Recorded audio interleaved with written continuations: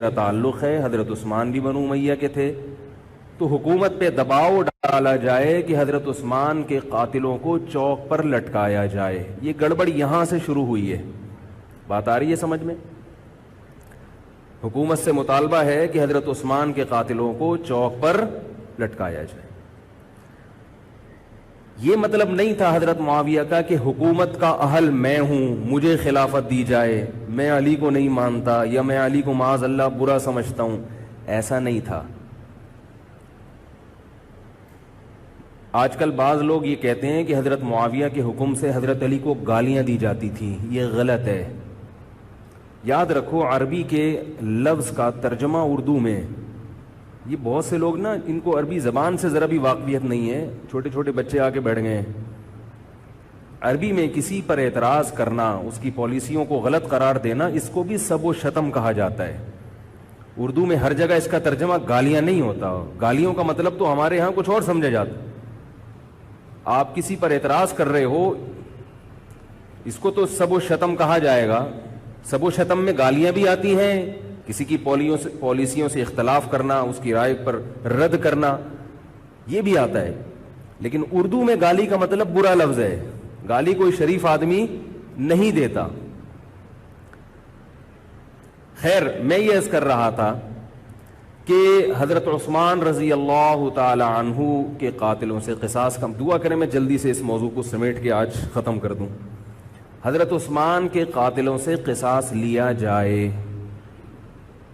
حضرت علی رضی اللہ تعالیٰ عنہ کا موقف یہ تھا کہ مدینہ میں حضرت عثمان کے قاتلوں کا جو ٹولہ ہے وہ اتنا مضبوط ہے کہ اگر میں نے ان سب کو پکڑ پکڑ کے لٹکانا شروع کر دیا تو مدینہ میں امن و امان کی صورتحال خراب ہو جائے گی.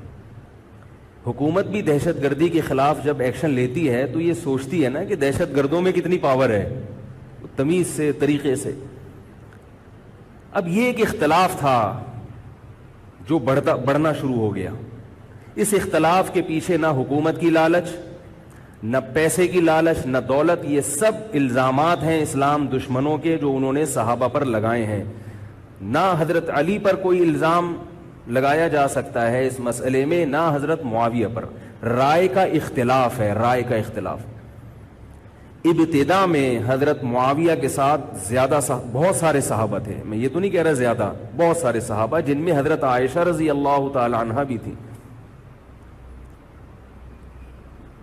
بعد میں حضرت عائشہ رضی اللہ تعالی عنہا کا موقف تبدیل ہو گیا جب انہوں نے دیکھا کہ اس سے مسئلہ حل ہونے کے بجائے اور بگڑ رہا ہے. تو حضرت معاویہ نے حضرت علی کی بیعت سے انکار کیا. کہا کہ جب تک حضرت عثمان کے قاتلوں کو چوک پہ نہیں لٹکایا جاتا میں آپ کے ہاتھ پہ بیعت کرنے کے لیے تیار نہیں ہوں. یہ حضرت معاویہ کی رائے تھی. حضرت علی کی رائے یہ تھی کہ میرے لیے یہ فی الحال ممکن نہیں ہے، لہذا، اور اس سے ہو کیا رہا ہے، حکومت دو حصوں میں ڈیوائیڈ ہو رہی ہے. ان کی رائے یہ تھی کہ حضرت معاویہ رضی اللہ تعالی عنہ کو اپنے اس مطالبے سے دستبردار ہو کر میرے ہاتھ پہ بیعت کر لینی چاہیے. اور قرآن کا حکم ہے وَإِن طَائِفَتَانِ مِنَ الْمُؤْمِنِينَ اقْتَتَلُوا فَأَصْلِحُوا بَيْنَهُمَا فَإِن بَغَتْ إِحْدَاهُمَا عَلَى الْأُخْرَى فَقَاتِلُوا الَّتِي تَبْغِي حَتَّى تَفِيءَ إِلَى أَمْرِ اللَّهِ. کہ اگر مسلمانوں کا کوئی فریق بغاوت پہ اتر آئے، حکومت وقت سے لڑائی کرے، قاتل التی تبغی، تو جو طبقہ حکومت کو تسلیم نہیں کر رہا یا حکومت کے خلاف بغاوت کر رہا ہے اس سے قتال کرو. حضرت علی کا موقف یہ تھا کہ قرآن مجید کی یہ آیت مجھ سے مطالبہ کر رہی ہے کہ جو لوگ میرے ہاتھ پہ بیعت نہیں ہو رہے جبکہ میری خلافت قائم ہو چکی ہے، تو میں مسلمانوں میں تاکہ اختلاف اور انتشار نہ ہو، میں اس فریق کو تلوار کے زور سے بیعت کرنے پر مجبور کروں. بات آ رہی ہے سمجھ میں کہ نہیں آ رہی ہے؟ آج تو پولیس بھی نہیں بلا سکتے، موبائل ہی نہیں ہے بھائی، بند پڑے ہوئے، ورنہ میں پولیس بلوا لیتا آج آپ کو بات سمجھانے کے. لیکن میں کہتا ہوں کہ میں پولیس اگر بلواتا، اگر پولیس ہی کو سمجھ میں نہیں آئی، یہ بھی تو بڑا مسئلہ ہے. خیر، تو حضرت علی کا موقف یہ تھا. حضرت معاویہ کا موقف یہ تھا کہ حکومت کے خلاف بغاوت غلط ہے نا. جس کو حکومت مان لیا ہو, جب تک میں نے خلیفہ مانا ہی نہیں ہے تو میرا یہ عمل بغاوت نہیں کہلائے گا. یہ اختلاف رائے ہے, اور یہ اختلاف صحابہ میں بھی ہوا ہے, تابعین میں بھی ہوا ہے, ائمہ مجتہدین میں بھی ہوا ہے, اور آج تک ہوتا آ رہا ہے. اس قسم کے اختلافات مکمل ختم نہیں ہو سکتے. یہ صحابہ میں بھی ہوا ہے. قرآن و حدیث کو سمجھنے کا اختلاف کہا جاتا ہے اس کو. اور اس اختلاف کے بارے میں نبی صلی اللہ علیہ وسلم کی صحیح حدیث ہے, اذا اجتہد المجتہد فإن اصاب فله اجران وإن اخطأ فله اجر واحد. جب کوئی مجتہد اجتہاد کرتا ہے, کیا مطلب, قرآن و حدیث کو سمجھنے کی کوشش کرتا ہے, اگر وہ صحیح نتیجے پر پہنچ جائے تو اس کو 2 اجر ملتے ہیں, اگر غلط نتیجے پر پہنچے تو بھی 1 اجر ملتا ہے اس کو, اس لیے کہ اس کے بس میں جو تھا وہ اس نے کر لیا. اب پیغمبر تو موجود نہیں ہے جو آ کے بتائیں گے کہ یہ صحیح کر رہا ہے, یہ غلط کر رہا ہے. میں نے اپنے ایک استاد سے ایک مرتبہ پوچھا کہ حضرت, یہ علماء میں جب اختلاف ہوتا ہے کسی مسئلے میں تو عوام بڑی پریشان ہوتی ہے, کیا کریں ہم؟ انہوں نے فرمایا کہ عوام کو یہ بتاؤ کہ ہم پیغمبر نہیں ہیں اور ہم پیغمبر سے براہ راست مسئلہ پوچھ نہیں سکتے. ہمارے پاس جو قرآن و سنت ہے اور جو فقہائے کرام نے اس قرآن و سنت کی تشریح کی ہے, جو فقہ کی کتابیں ہیں, ہم اس میں دیکھتے ہیں. اب اس میں 2 علماء کی رائے میں اگر اختلاف ہو جائے تو اس اختلاف کو ختم کرنے کا ہمارے پاس کوئی راستہ نہیں ہے. نبی ہوتے تو ہم پوچھ لیتے. جب راستہ نہیں ہے تو بھائی اللہ کے نبی نے فرما دیا کہ جو تمہارے بس میں ہے وہ کر لو. اگر درست بات تک پہنچ گئے ڈبل اجر, نہیں پہنچے تو بھی اجر.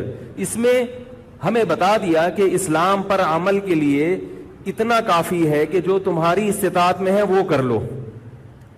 نہیں آئی بات سمجھ میں؟ اب یہ اختلاف چھوٹے مسائل میں بھی ہو سکتا ہے اور بڑے مسائل میں بھی ہو سکتا ہے. تیسری بھی ایک جماعت تھی. یہ 2 اختلاف تو پتہ چل گئے نا, حضرت علی کا موقف, حضرت معاویہ کا موقف.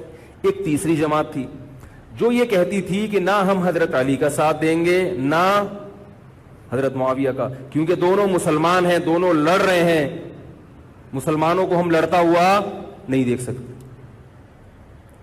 ان کا موقف تھا. حضرت علی رضی اللہ تعالیٰ عنہ ایک صحابی کے پاس گئے اور ان سے کہا کہ آپ میری جماعت میں شامل ہوں اور اہل شام کے خلاف میرے ساتھ مل کے لڑیں.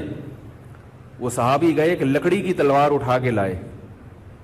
انہوں نے کہا کہ میں نے رسول اللہ صلی اللہ علیہ وسلم سے سنا ہے کہ فتنے کا دور ہوگا, مسلمان آپس میں لڑیں گے, تو تم اس وقت اپنی تلوار کو لکڑی کی بنا لینا.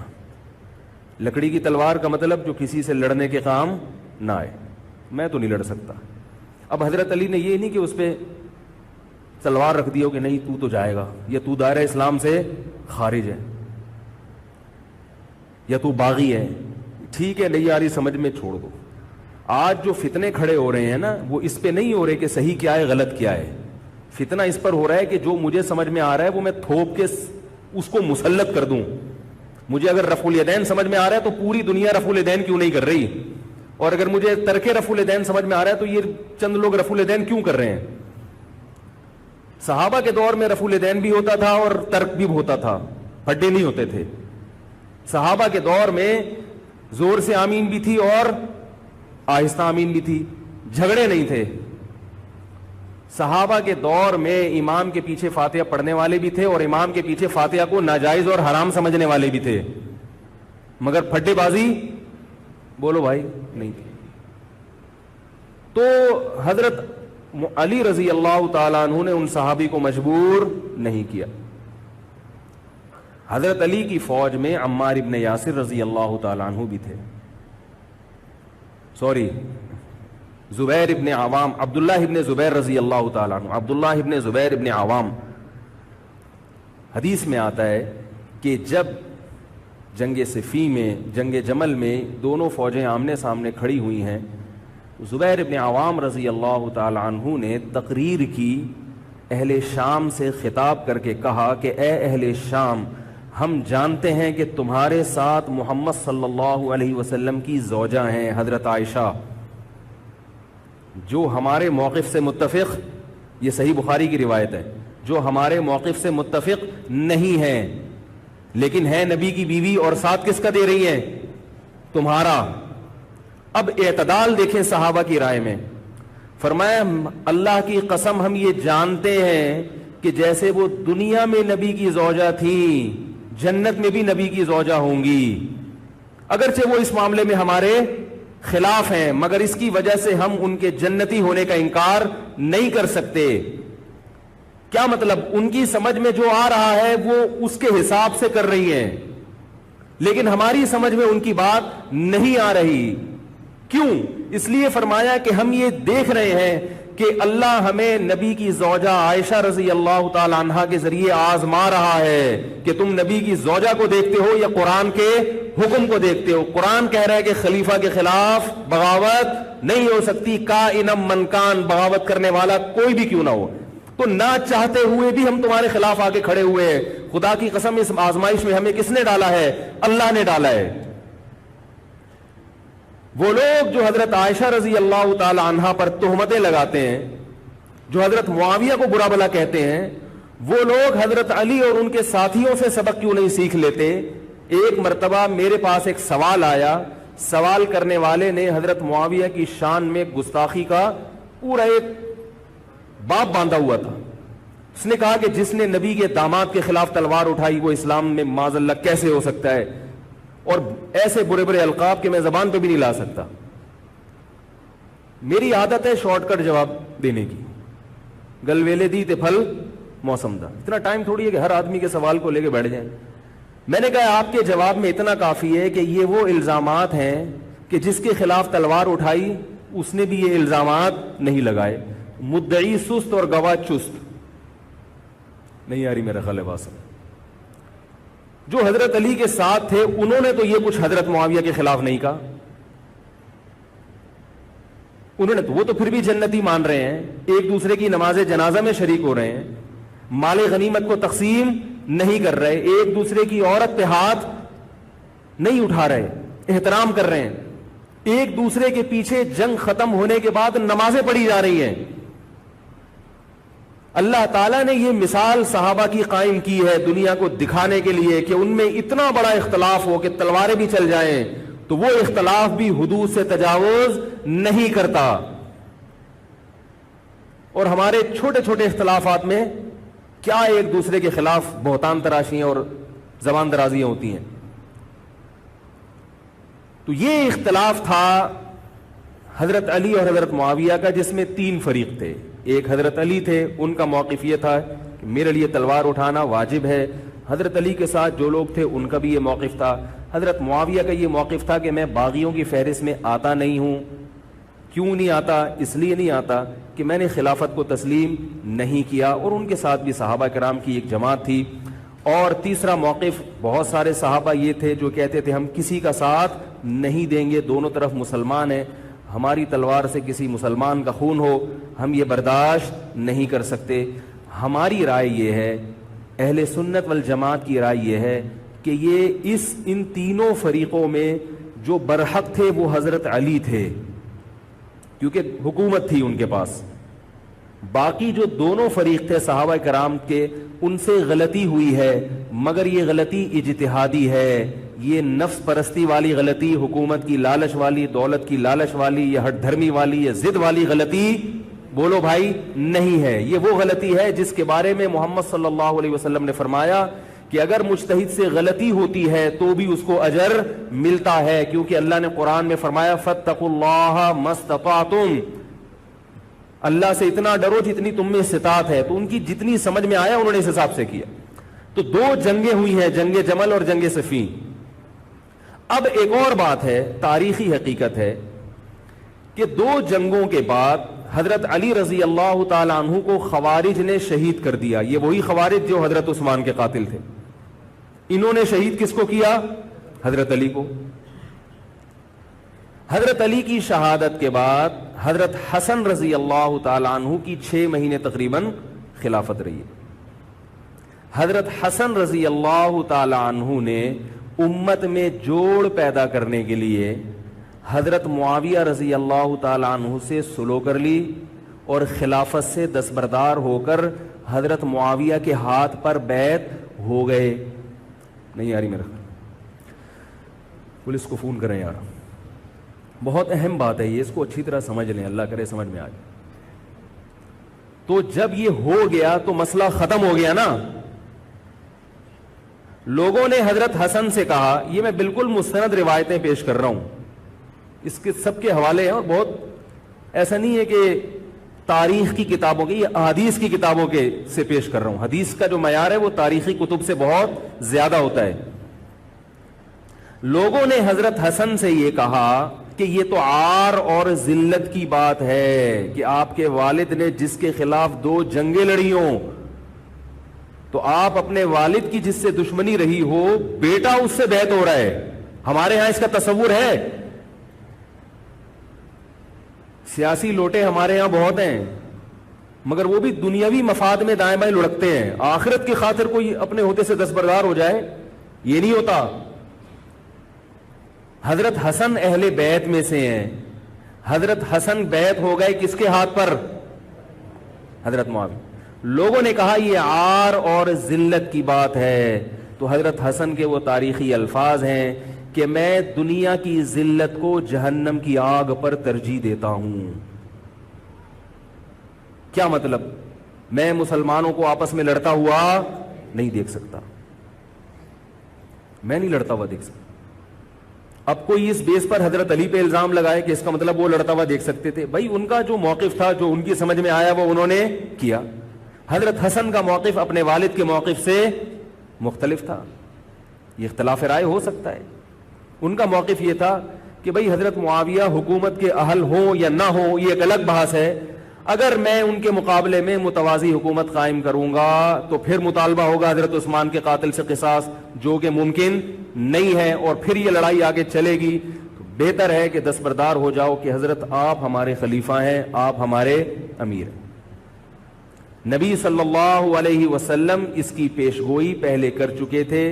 حضرت حسن رضی اللہ تعالیٰ عنہ کے بارے میں فرما چکے تھے کہ اللہ میرے اس بیٹے کے ذریعے مسلمانوں کے 2 فریق میں صلح پیدا کریں. تو جو اہل بیت سے محبت کرنے والے لوگ ہیں ان کو بھی چاہیے کہ کوئی ایسا کام نہ کریں جس سے مسلمانوں میں دوبارہ سے اختلاف اور انتشار پیدا ہو جائے. جوڑ کی اہمیت شریعت میں زیادہ ہے. اب جب حضرت معاویہ کی خلافت قائم ہوئی ہے، حضرت معاویہ نے حضرت حسن رضی اللہ تعالیٰ عنہ کے اکرام میں کوئی کسر نہیں چھوڑی. اس پر متواتر روایات ہیں کہ حضرت معاویہ جتنا حضرت حسن کا اکرام کیا کرتے تھے اتنا کسی کا اکرام نہیں کرتے تھے. بہت زیادہ آپ کو عزت دی حضرت معاویہ رضی اللہ تعالیٰ عنہ نے. حضرت معاویہ کے بعد یزید کی خلافت قائم ہوئی ہے، حکومت قائم ہوئی ہے. حضرت معاویہ صحابی رسول تھے. بہت سارے صحابہ کو آپ کے طریقہ حکومت پر اعتراض تھا، کیونکہ بہرحال باقاعدہ سلیکشن نہیں ہوئی تھی. لیکن پھر بھی صحابہ کرام نے جب حضرت حسن بیعت ہو گئے تو باقی کس کو اعتراض کا ہوگا بھائی. پھر حضرت معاویہ رضی اللہ تعالیٰ عنہ کے دور میں بہت جہاد ہوا ہے. اسلامی خلافت، ہمارا جو بر صغیر میں اسلام آیا ہے اس کا بہت بڑا حصہ حضرت معاویہ کے دور میں اسلام آیا. یہاں حضرت معاویہ کے بعد جب یزید خلیفہ بنا ہے مسلمانوں کا، تو بہت سارے صحابہ نے یزید کے ہاتھ پہ، بہت سارے تو نہیں، چند صحابہ نے یزید کے ہاتھ پر بیعت کرنے سے انکار کر دیا. وہ اتنے تھوڑے صحابہ ہیں جن کو انگلیوں پہ گنا جا سکتا ہے، جن میں حضرت حسین بھی تھے. حضرت حسن نہیں، حضرت حسن کے بھائی، بولو بھائی، حضرت حسین. جمہور صحابہ کا موقف یہ تھا کہ یزید کا طریقہ خلافت اگرچہ غلط ہے، طریقہ حکومت اگرچہ غلط ہے، مگر رسول اللہ صلی اللہ علیہ وسلم کی صحیح احادیث موجود ہیں. نبی صلی اللہ علیہ وسلم نے فرمایا، صحیح بخاری کی حدیث ہے، اسمعوا واطیعوا ولو سلط علیکم رجل حبشی کأن رأسہ ذبیبہ. آپ صلی اللہ علیہ وسلم نے فرمایا، سنو اور اطاعت کرو اگرچہ تم پر کوئی حبشی غلام مسلط کر دیا جائے جس کا سر کشمش کی طرح پچکا ہوا ہو. کیا مطلب؟ سلیکشن نہیں ہوئی بلکہ زبردستی مسلط ہو گیا کسی بھی طرح سے. اور جو مسلط ہوا وہ کسی بھی لحاظ سے حکومت کرنے کا اہل نہیں ہے، غلام ہے. غلام کبھی بھی حکومت کا اہل نہیں ہوتا. اور غلام بھی حبشی، کالا کلوٹا، گوروں سے جس کو ویسے ہی تبھی نفرت ہو، بھائی ہم سارے سفید ہیں اور یہ ایک بلیک کہاں سے آ گیا، دوسری قوم کا آدمی. انسان دوسری قوم کے آدمی کو قبول نہیں کرتا, قوم بھی دوسری, اور فرمایا شکل بھی اچھی نہیں ہے. بھائی حاکم کم از کم شکل کا اچھا ہو تو اطاعت کرتے ہوئے مزہ آتا ہے, شکل بھی اچھی نہ ہو تو آدمی کہتا ہے یار اس کی مانوں میں, عجیب سا ہے یہ فطرت ہے انسان کی. لوگ کوشش کرتے ہیں امام لائیں تو شکل بھی اچھی ہو اس کی, یہ کوشش کرتے ہیں لوگ, امام میں پتہ نہیں کیا کیا دیکھ رہے ہوتے ہیں. تو کیا ہے, شکل بھی اچھی نہیں ہے اور عقل بھی نہیں ہے, سر پچکا ہوا ہے کس کی طرح, کشمش کی طرح. صحیح ہے بخاری کی حدیث. مطلب یہ کہ کسی بھی لحاظ سے نہ لک وائز اچھا لگ رہا ہے آپ کو, نہ اس کے اندر صلاحیتیں ہیں, مگر مسلط ہو گیا, کسی نے بھی مسلط کر دیا, تو آپ نے فرمایا اب اس کے خلاف بغاوت نہیں کرنی, اس کی اطاعت کرنی ہے. آپ کہیں گے یہ کیسا حکم ہے بھائی اسلام کا, ایک آدمی نا اہل ہے مگر اس کی مان کے چلو, یہ تو مروا دے گا. یہ اس لیے اسلام نے حکم دیا ہے کہ اس کے پاس پاور تھی تو مسلط ہوا ہے نا. کیا خیال ہے بھائی؟ تو اب جب اس کے خلاف چلو گے تو اس سے وہ ہٹنے والا نہیں ہے, وہ خون خرابہ کر دے گا, قتل و غارت کرے گا اور فساد پیدا کر دے گا وہ. کیونکہ اگر وہ کمزور ہوتا تو خلیفہ بنتا نہیں. وہ خلیفہ کی, حاکم کی ڈیفینیشن کیا ہے؟ جس کے پاس قوت نافذہ ہو. ایک دن ایک صاحب کہنے لگے مسلم لیگ کے دور میں, جنرل مشرف کے دور میں اس کو نہیں مانتا, میں اس کو نہیں مانتا. میں نے کہا آپ کے ماننے نہ ماننے سے کچھ نہیں ہوتا, وہ مسلط ہو گیا ہے, جس طریقے ہیلی کاپٹر سے آیا ہو یا فرشتے اس کو لائے ہوں. کیونکہ حاکم کی جو ڈیفینیشن ہے کہ جس کے پاس قوت نافذہ ہو. قوت نافذہ اردو کا گاڑا لفظ ہے. قوت نافذہ کہتے ہیں کہ جب وہ کچھ کہتا ہو تو کر کے دکھا سکتا ہو, چاہے فوج کے ذریعے, چاہے پولیس کے ذریعے, چاہے کسی بھی طریقے. ایک آدمی کو پوری قوم نے سلیکٹ کر لیا مگر اس کی سنتا کوئی نہیں ہے, وہ کچھ کہتا ہے تو اس کے منہ سے الفاظ نکل کے ہوا میں تحلیل ہو جاتے ہیں, چلتی کسی اور کی ہے, وہ جو کہتا ہے کر کے دکھا دیتا ہے. تو اصل حاکم کون ہے؟ جو کہتا ہے اور کر کے دکھا دیتا. اب یہ ایک الگ بحث ہے کہ یہ ظالم ہے, یہ غلط طریقے سے آیا ہے, اس پر بحث ہو سکتی ہے کہ جب یہ غلط طریقے سے آیا ہے تو اس کو قانون کے دائرے میں رہ کے ہٹانے کی کوشش کی جائے. لیکن مسلح بغاوت کرنا, اس کے خلاف بندوق اٹھانا, اس کے خلاف تلوار اٹھانا, اس کی شریعت نے اجازت نہیں دی. میں یہ نہیں کہہ رہا کہ اس کی مخالفت کی اجازت نہیں دی.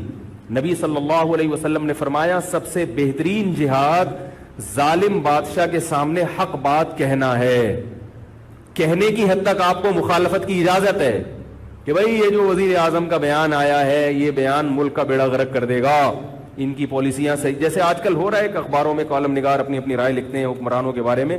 لکھنے کی حد تک, بولنے کی حد تک ہے. آپ مسلح دستہ لے کے بغاوت کرنے پر آ جائیں, اس کی شریعت نے اجازت, بول لو بھائی کچھ نہیں ہوتا. یہ قرآن اور سنت سے بات ثابت ہے, اس کی شریعت نے اجازت نہیں دی ہے. کیونکہ آپ یہ کریں گے تو اللہ نے دنیا کو اسباب کے ساتھ جوڑا ہوا ہے. آپ کے پاس کچھ بھی نہیں ہے, نہ آپ کے پاس ٹینک ہے, نہ آپ کے پاس آرمی ہے, نہ آپ کے پاس پولیس ہے, آپ کے پاس صرف جذبہ ہے. خالی جذبہ اگر کارآمد ہوتا تو نوح علیہ الصلوۃ والسلام اور آپ کے ساتھ جو 40 افراد تھے ان میں بہت جذبہ تھا, مگر ایک طرف پوری دنیا تھی. اللہ نے جہاد کا حکم نہیں دیا. اللہ تعالیٰ نے اس دنیا کو صرف جذبات کے ساتھ یا ایمان کے ساتھ منسلک نہیں کیا, اس دنیا کو دارالاسباب بنایا ہے. جذبے کے ساتھ ساتھ کچھ طاقت اور قوت بھی ہونی چاہیے, اور یہ قوت حکومت کے پاس ہوتی ہے, پبلک کے پاس بول لو یار نہیں. اگر پبلک کے پاس ہے تو وہ بھی حکومت کی پالیسیاں ہوتی ہیں کہ یہ بھی لیاری گینگ رہنے دو تھوڑے دنوں کے لیے, ان لوگوں کے پاس تھوڑا سا کلاشن کوفے رہنے دو, حکومت جب چاہے غائب کر دے. وہ یہ جو کلاشن کوفے لے کے لوگ گھوم رہے ہوتے ہیں نا اور بتا رہے ہوتے ہیں ہم امام مہدی کا لشکر ہیں, یہ سب گورنمنٹ کے لوگ ہوتے ہیں. آئی بات سمجھ میں؟ گورنمنٹ کی طرف سے ان کو پرمٹ ملا ہوتا ہے, ورنہ آپ چاقو لے کے بھی, جو کھنجر ہے نا وہ بھی لے کے ذرا گھوم کے دکھاؤ. تو جو بھی امام مہدی کا لشکر کا دعویٰ کر رہا ہے اور کہہ رہا ہے میں یوں کر دوں گا, میں یوں کر دوں گا, میرے ساتھ آ جاؤ, تو سمجھ لو گورنمنٹ نے اس کو خود ہی بٹھایا ہوا ہے. اور بعض دفعہ حکومت اپنی مخالفت کے لیے بھی بندے بٹھا دیتی ہے. یہ ایجنسی والے بڑے ہوشیار ہوتے ہیں, یہ اپنی مخالفت کے لیے پبلک بندوں کو خرید کے بٹھاتے ہیں کہ تم آرمی کے خلاف اور ایجنسیوں کے خلاف تقریریں کرو اور جہاد کا اعلان کرو. اس کا نتیجہ کیا نکلتا ہے؟ جو جو جہاد کے اعلان میں ان کے ساتھ ہوتے چلے جاتے ہیں ان کے نام ایجنسیوں کے پاس پہنچ جاتے ہیں. پھر ایجنسیاں کہتی ہیں ابھی ان کو کھل کے جہاد کرنے دو تاکہ جتنے لوگوں میں اس قسم کے جہاد کے جراثیم ہیں وہ تمام آ جائیں اور ایک ہی دفعہ اسپرے کر کے سب کو نمٹا دیا جائے. یہ ایک بچوں کی طرح کبھی اس کو پکڑ لیا, یہ کام نہیں ہوتا.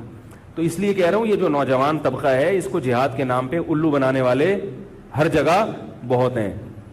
الو ضرور بنو مگر کسی اور عنوان سے بن جاؤ, جہاد کے نام پہ الو نہ بنو, کیونکہ کسی اور عنوان سے الو بنو گے اتنا نقصان نہیں ہوگا. اس عنوان سے الو بنو گے تو بڑا بیڑا غرق ہو جائے گا, جیسے کہ بہت سوں کا بیچاروں کا ہو چکا ہے.